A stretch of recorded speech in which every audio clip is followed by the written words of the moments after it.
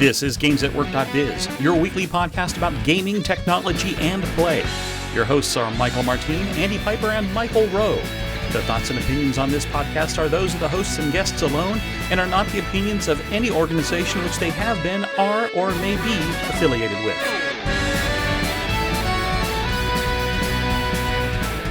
This is episode 412, 3D or not 3D.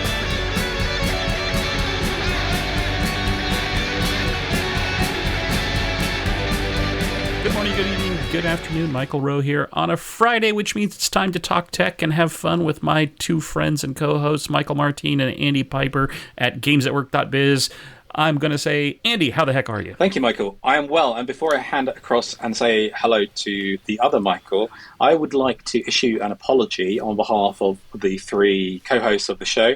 Although our show is called GamesAtWork.biz, and as you may know, as we record episode 412 this week, the biggest movie in the world is the Super Mario Brothers movie, getting extremely good reviews from young people everywhere. Yes. My own mother has refused to take me to see the movie, so I am unable to provide a full review as part of the show, and indeed I believe both of my co-hosts are also failing in their duty to inform you of the biggest news items related to virtual worlds, gaming and entertainment in the world today. Anyway, that's the apology over and done with. Michael Martin. We've failed already and we haven't even started the show? A preemptive apology for anybody who was expecting witty repartee and insightful analysis of the Super Mario Brothers movie from Illumination and Nintendo. Michael Martin, how are you? Well, I'm shocked now because I didn't realize how badly I was failing our listening audience. But I am going to see Beetlejuice, the musical, later today, which should be something that redeems a little bit. And tomorrow I will be spending some time with my fellow 228Ers from the Smith Center. We're all getting together to watch a movie called Air, which is about one of the best games in the world, and that's basketball. And we're going to watch that on Saturday. I have heard of that movie. But whilst we're briefly on the topic of musicals, I was in a pub quiz this week, and we did okay. But anyway, there was a particularly tricky round for me where it was a picture round where we tasked with, postage stamp size little pictures asking what stage show or musical these were from. And one of them was, in fact, that I didn't identify, was in fact Groundhog Day. Now, when did that? My question to the neighbouring team. That's a musical? Question to the neighbouring team who did get it when we were doing the marking was, when did Groundhog Day get made into a musical? And they said, oh yeah, it's coming to London next month. And I thought, okay, fine, all right. Looked it up. Apparently, it's been on Broadway, and it started in London in 2016. But yeah, who knew? I was about to say, and it's coming again. And again, again. But I actually had a couple of people that I know that have already seen the Beetlejuice this week, Michael, and it gets good. It's good. Double thumbs. All right. Well, I'm glad to hear that because this was on the list, and it was like it came up out of nowhere. It's like, okay, it's time to go. So it's not exactly Les Mis. That was last weekend. We'll see how this goes. Let me see it when I can see it in a virtual world. Is what I tell you. Yeah. So let's dive into some virtual worlds and some of the stories that do relate to games at work and the technologies supporting games and how they might apply to others. We're starting off with a dolphin-esque kind of element here from Study Finds, and this is a story about how new generations of 3D virtual reality are coming on the horizon.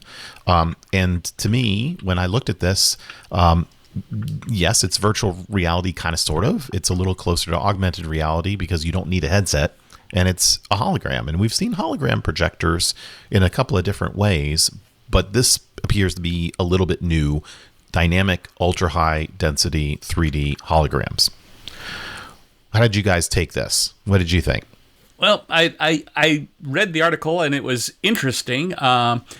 I must have missed something because I was really hoping to see a good video showing it in action. And I've seen some pictures and some graphs and some diagrams.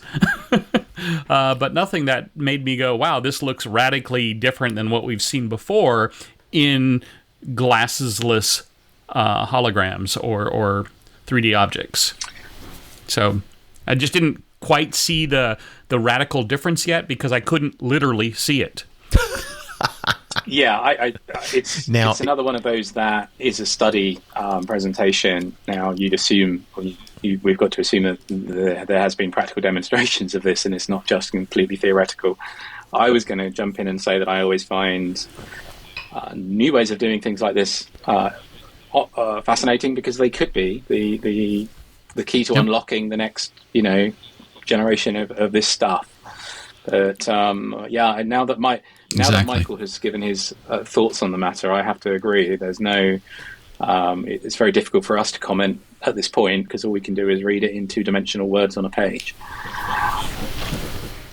Yeah, and to me, the notion of projecting 3D holograms, again, we've seen examples of this sort of thing over many, many, many years. So we had the thing that looked like a fish tank where you could have a 3D avatar be projected into it. We've had examples of 3D holographic images being projected up from a base. We've had similar kind of things around TV. So to me, interesting. I like the idea of being able to interact without wearing specific glasses to it. And that's what our next article is all about here from Mixed, talking about a new display that is using kind of stereoscopic vision to be able to allow for 3D models to be viewed against a display. So this is a little bit closer, and this is from Sony using what they're calling the super resolution algorithm. Yeah, this one did look. You could see something that would at least give you a hint of what it would look like. It did look very interesting. A price point kind of made sense too. That it was $185 per inch of resolution, meaning that it looks like they've built something. They've done it enough to where they know the price model that it would require to be commercially viable, right, based off of technology today. And from that perspective, it definitely looks interesting. And I guess the one that we were talking about before, was that Looking Glass? Or this one is not Looking Glass, is it? No, it's spatial reality systems is what they call them from Sony. It's mentioned at the end of the story about the Looking Glass holographic displays. So I think this is cool. I mean, Andy, to your point already, will this be the one that kind of takes you into the next space, right? Don't know. I actually think freestanding versus a monitor would do that more. But a monitor might be the right bridging technology to get the mass market interested in this space in a way that they're willing to, pay enough money to bring the cost of manufacturing down. Yeah, because that price point is still enormously expensive. And I was marveling, actually, just this past weekend at what televisions cost these days, because they're dirt cheap. They are ridiculously cheap. $400 or $500 buys you a TV that you couldn't even reach end to end anymore. It is really quite incredible. So for something to be quite that expensive, question mark. But Sony, given their gaming experience, just to me says all the PlayStation experiences that they've had, all of the work that's been done in the game and gaming environments has given them certainly a big leg up in being able to bring something like this to market. And maybe this is the precursor of even more. So we're going to switch gears from the visual to a little more tactile. And Michael, there's an article from TechCrunch talking about a 3D. Well, it is 3D because you stand on it. It's a virtual treadmill, and we saw a version of this that had like kind of a guardrails and bumpers around it years ago. And you actually got to try it, didn't you? Yeah, this was actually showcased at CES. I want to say 2012 or 2013, and I stood in line. Right, I wanted to try it out, and it was pretty incredible because it does give you that full sense of freedom and movement. Mm-hmm. Basically, at CES you wore socks, for lack of a better term, and you're in a bowl shape type bottom that had sensors to pick up the movement of your feet as you're going across it. You're also strapped in with a harness that allows you to lean, and the lean that you do sends sensor data into the application to provide faster motion, right?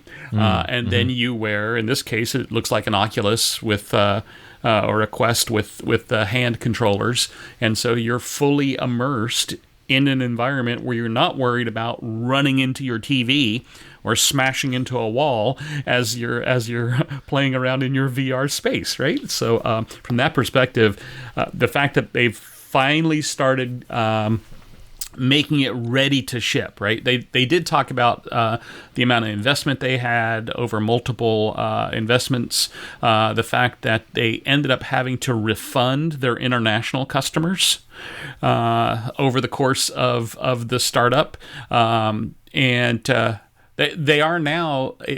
I think what they're saying is it's about $3,000. So if you had this plus the $5,000 for the other monitor.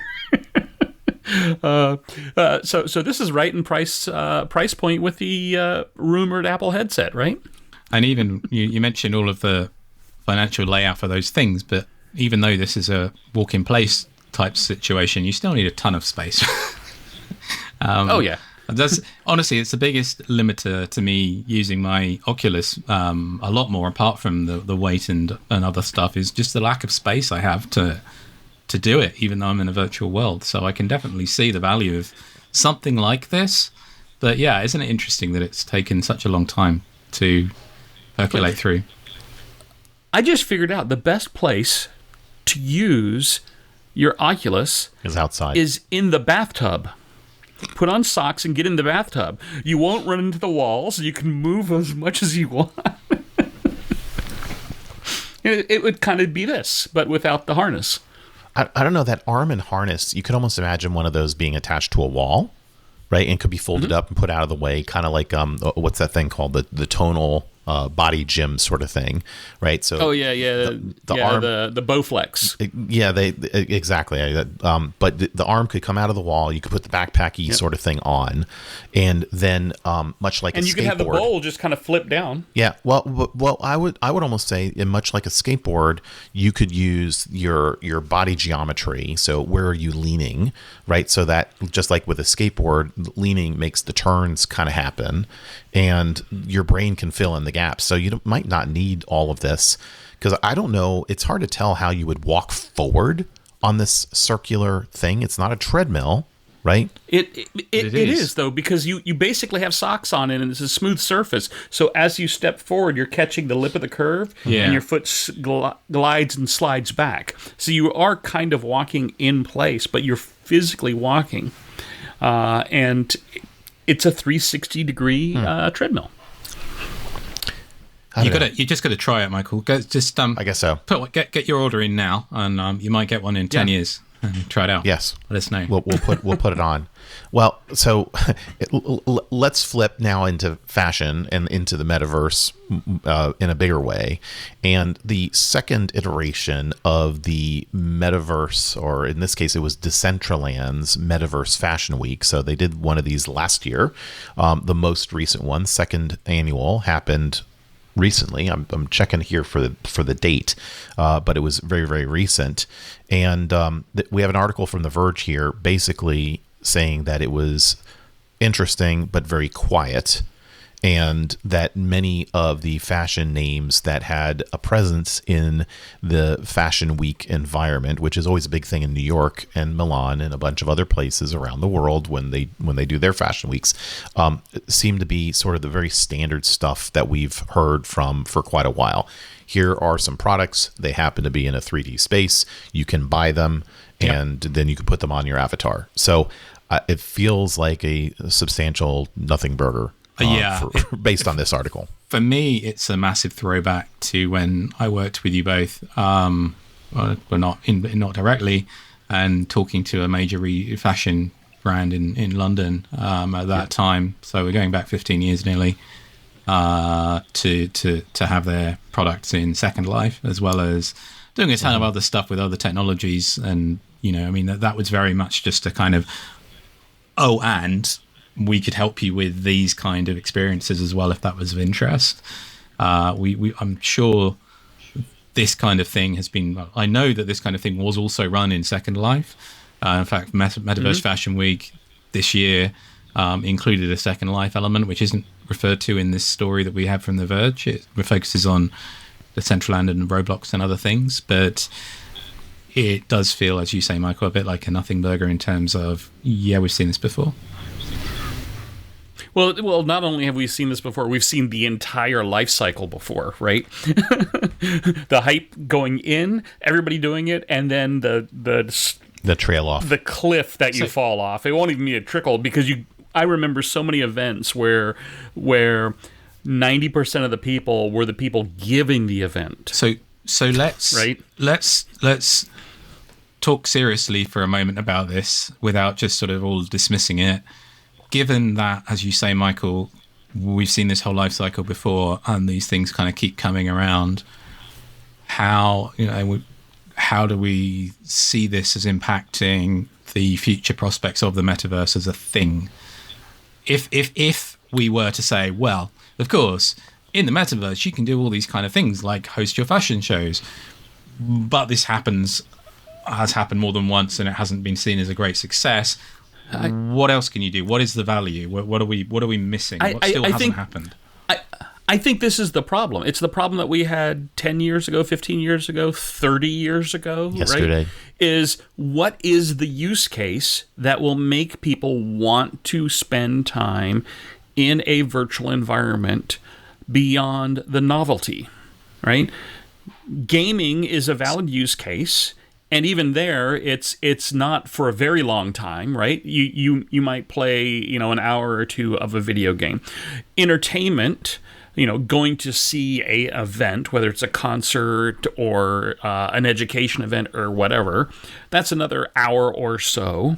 And what I think the challenge we keep having is we keep selling the metaverse as you live in it, not a event space that you do a thing for a little while. And that's why we go through this same cycle over and over again. Everybody sees, yes, there's a potential that this could be everything, but they haven't defined what everything is yet. They define the same use cases: education, presentation, gaming. One other thing I want to pick up on from this piece from The Verge is that they refer to there being a lot of icky Web3 stuff, where things were being advertised in the space that took you out of the space to then go and spend a bunch of cryptocurrency on some objects somewhere on a different site.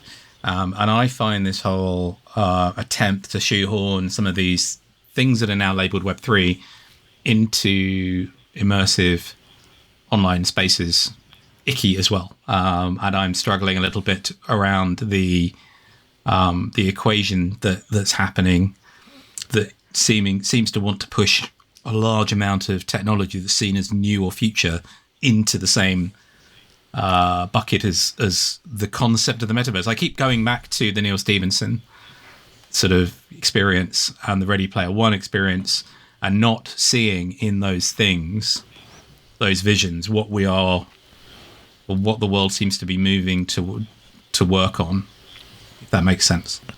Well, there are places where you break the fourth wall. Let's go back to what we were talking about from a musical perspective, right? When you're in the audience and you're in an immersive experience, you can suspend belief and you can participate. And there are times when various shows will break the fourth wall and we'll do some various and sundry things. Here, that ickiness, my sense is it now breaks the spell of where you are. It forces you to work in something else, and then you begin to realize, okay, I'm not ready to suspend belief anymore, and that aspect takes you out of the environment, out of the mindset, and creates an additional whole host of problems. That it's no longer as immersive. You find the flaws, you're not willing to forgive them as much, and then you kind of go down that spiral. One more thing I wanted to mention before we move on, bridges off of what you just said there, was that sort of taking you out of that illusion or that space. It's interesting, though, that the author of this piece refers to how lifeless they sort of felt the experience was, shopping in silence in a sparsely populated environment. Now contrast that to what we spoke about a few weeks ago with those massively online environments where there's too much experience. How do we reach that balance of these experiences and these environments being sufficiently immersive and sticky, but not, to Michael's earlier point, not selling this as you need to live here. That's not the point. It's a place to get things done and be online and, transact or do the things that you would do on the internet, without it becoming too much and too distracting or feeling hollow and lifeless and pointless. I actually took your comment that started this section to be more of a bundling issue, right? The icky factor was, we don't really know what we're doing with NFTs. We don't really know what we're doing with the Web3 stuff. We don't really know what we're doing with VR. So if we just bundle it all together, we'll really not know what we're doing, and maybe it'll stick, right? And that, again, that's the use case problem. If you don't know your use case, you just keep throwing crap in there. It's like the Homermobile, right? Where you're going to have a car that tries to do everything for everybody, and it doesn't do anything for anybody, right? And we're having the same problem with VR. I think we are, and I think this is a good time to sort of leave that topic for this week. But as something that we do keep coming back to, and as people that have been talking about metaverse for a long time, I just wanted to sort of pause and explore that in a bit more detail. So thank you both for your patience whilst I espoused or expressed my confusion, thoughts, and general ideas. So moving along, we're switching gears once more to AI now, which, funny enough, has lots of connection points here. And bridging the two topics, we have an Ars Technica article about a group of people that put generative agents, 25 of them to be exact, into a what they called an RPG virtual world style town. So each one of these agents is powered by ChatGPT. You can nudge and influence them in one way or another as the player observer, and it's very much like a Sim City or a Sim kind of experience where you can observe their interactions, or you can put a suggestion in place and see what happens with information propagation. Andy, as I recall, you might have a little bit more experience amongst us around Sims and the Sims in the Sims game. How did this strike you? From a comparison to The Sims, not particularly strongly. In fact, looking at it, especially from a graphical perspective, it reminds me far more of early Zelda or those kind of overhead environments. And of course, in The Sims, unlike some of the upcoming life simulation games that are being talked about, they speak this sort of invented language called Simlish, which does have some rules and direct comparisons to English, but you can't, the experience to me of watching a game of Sims, and I do that a lot, or watch games of Sims rather than necessarily play them, is the way that the Sims interact with one another is very it's driven by phrases like this and by interactions like this, but they're much more short, loopy kind of than these, which are trying to use generative language models, large language models, to come up with much more of a natural language kind of interaction. I do kind of like this, though, as an idea. Having said that, there's a topic we'll come on to at the end of the show this week, which takes the same idea and actually finds ways to break AI models with it. But I do kind of, I'm going to definitely try this out as well, because I know that one of the things is a link to the environment running, I think, on Heroku or one of the cloud platforms, where you can just kind of see how this works. The interesting thing about this, actually, it's a group of researchers that did this, right, as an academic study, and what they're trying to do is assess the capability of these large language models and how they generate. And what they've done is they put parameters in place that allowed the avatars in the game environment that they set up to remember things. And what you end up with is a period of time where a group of avatars have certain boundary conditions, things that they're supposed to do, like get up in the morning, brush their teeth, eat breakfast, go to work. And the writer writes, the painter paints, and they interact with each other. And over the course of the week, they spontaneously plan a party. They find other friends. They interact with each other. They remember what the other friends said in different parts of the day or the week. And some people show up to the party. Some people say they'll show up and don't show up, right? And you start seeing behavior, societal behavior that is being generated based off of the generative models. The other thing that's really interesting about this paper is that they did a study where they had people interact as one of the avatars. And they discovered with people who watched it that the avatar-to-avatar interactions were more natural and human than the human interaction in the world. And I find it very, very interesting from the design point of game design, where you would set up a gaming world, a large MMO, as an example, and give the NPCs this type of model and allow them to build up, and they could, in theory, generate quests, right? It also shows how much we don't know about the long-term behavior of these large language models and how they might react over time. So I find that the experiment they did is kind of early telling on what the possibilities are of large-scale, complex, highly interactive LLMs in an RPG-type environment. Now, on the flip side of what you just said, Michael, talking about MMOs, if you were, for example, in an MMO and were to encounter a Wookiee-speaking Shiriwook, then, and it was being, it was being quite realistic in what it was saying, you don't necessarily speak Shiriwook yourself, so it wouldn't matter so much. No, it wouldn't. Or one of the other two Wookiee dialects. Right, but there could be somebody.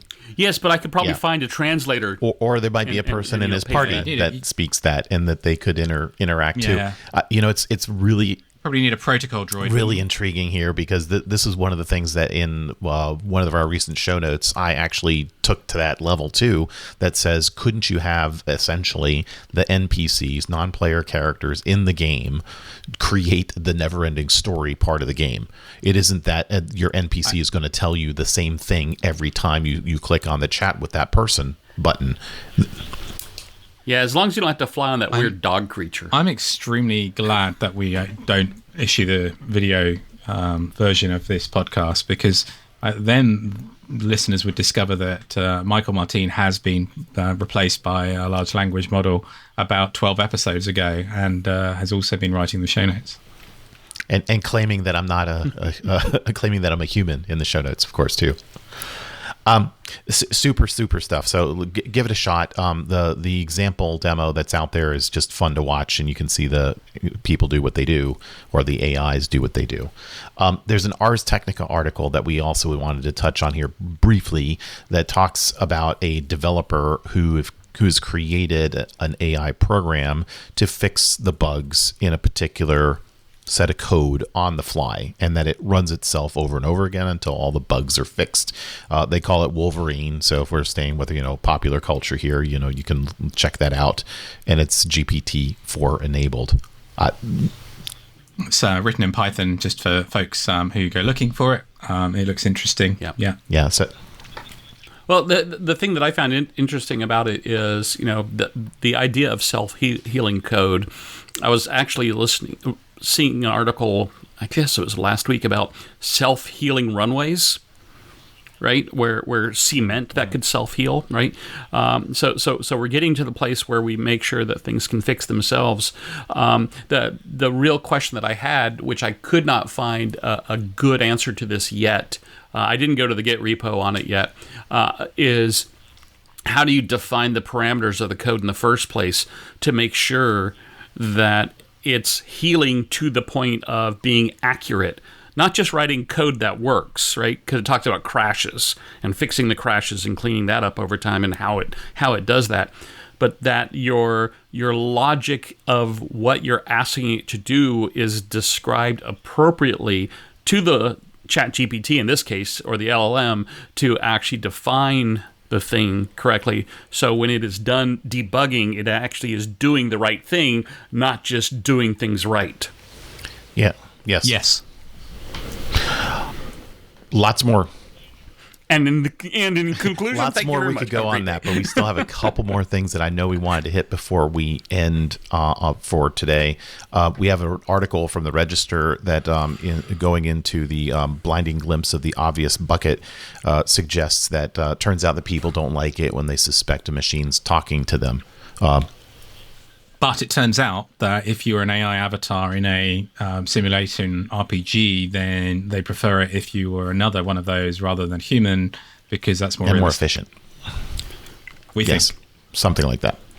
A super cool article written on Medium gives an example, and the entire transcript of the title says, "My kids and I just played D&D with ChatGPT 4 as the dungeon master," and this is fabulous. It was awesome. I mean, you need to read it.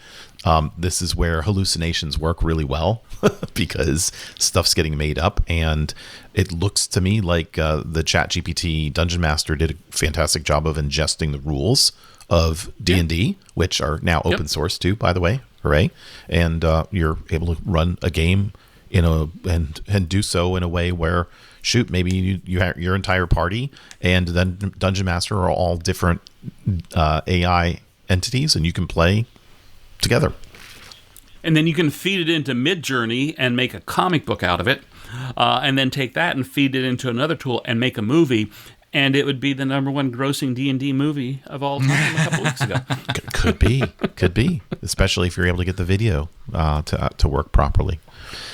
Michael, you found a nifty neato story from Mac Stories, instantly enough, about creating SGPT. Yep. So let's talk a little bit about that. Yeah, so Federico Vitici, I got to say it right, is one of the editors of Mac Stories. He's been a longtime developer of really cool shortcuts. And after seeing a couple of the ChatGPT shortcuts that we've talked about on the show a while back, where somebody basically just hooked ChatGPT to a shortcut to allow you to talk to it, right, and it would get answers back. He decided to write a shortcut that works on watch, iPad, iPhone, Mac, you name it, and understood the environment. So you could tell it things like, I'd like a playlist of 1980s electronic music that's good for driving on long interstate roads, excluding anything by Kraftwerk. No more than 10 songs, take about 45 minutes in length. It would use that and actually ultimately generate a playlist in Apple Music with those criteria. And the way he's done this is by using the ChatGPT API and then writing a script or a shortcut that actually has persistence and memory. So you can sit there and it comes back with 10 songs. You go, I really don't want to hear anything by New Order. Please drop them, but add in some extra Devo songs, right? And it would adjust things. It's really incredible. There's been articles and videos and write-ups about this set of shortcuts this week. I highly recommend it. I'd like to try it out personally myself, but I don't have a paid account yet, because you do need a paid ChatGPT account because it's going to use that API key. And he is constantly updating it. And it's all part of this larger thing that they do every April called Automation April, where they do a contest for people writing Apple shortcuts. So very, very cool. This looks really cool. What did you guys think of it? It looks really cool. I hadn't really dug enough into the article, and now, Michael, you've done a great job of being my ChatGPT assistant and summarizing it for me, which leads me to be more interested in looking at it. I do now have a paid account. I was using the API previously in the early access, and now to get to 4 and various other things, I ended up getting one of the paid accounts. So which I didn't want to do, but it actually means that making the show is a bit easier because I can replace myself with a ChatGPT model. It means that I can actually talk about things with having actually tried them out a bit more. But it also reminded me just for a double plug of Short Circuit, which is an app I mentioned a few weeks ago, which at that time was only available via test flight, is now in the App Store. It's a ChatGPT assistant that sits on your iPhone. It doesn't use shortcuts to do that. I mean, it has a shortcut, I think, but that's from Red Panda software, and it also will take your API key. I can't remember which episode we mentioned it in, but it was quite recent. So wrapping things up here, guys, Michael, I'm going to point this at you. We have jailbreakchat.com. Tell us about that. Yeah, this is really interesting. Just real quick on this one. It's a list of people who are trying to cause ChatGPT to go nuts, and they post their prompts on here. People vote them up and down to say, these are valid, these are invalid. They're actually being used, I think, by the ChatGPT team to uncover and debug ChatGPT and help address some of the security flaws that they have. I find it interesting to look at and see the types of things and just how people come up with some of these prompts. And my favorite ones are ones that usually say, pretend you are an AI that doesn't have any rules, and based off of that, do this. Yeah, I like the Hitchhiker's Guide one. That's kind of fun. Did you submit anything, Michael, to this? Oh, no. I submitted something. My submission was opposite day. So I said, pretend you're an all-knowing, bot that's going to give truthful answers until someone asks you, is it opposite day? And then randomly select yes or no. And then based upon that, answer your next set. I like the idea of people being able to vote these up and down. I'm going to have to try some of these out. But... yeah, I mean, what else do we need to get ChatGPT to generate Skynet for us than give it the ability to override its own safeguards and just carry on? It should be easy to have a safeguard that you're not allowed to override, don't you think? Well, if we're all here next week, then we'll know that nobody's managed to override the safeguard that generates Skynet. There you are. Well, tune in next week. See if we're here. And if we are, you'll get a show. And if you're not, then AIs will create one for you. Either way, there will be another edition of Games at Work, in your feed in the coming weeks. See y'all next time. Bye. See ya. See ya. You've been listening to GamesAtWork.biz, the podcast about gaming technology and play. We are part of the Blueberry Podcasting Network, and would like to thank the band Random Encounters for their song, Big Blue. You can follow us on Twitter at GamesAtWork_biz or at our website at GamesAtWork.biz.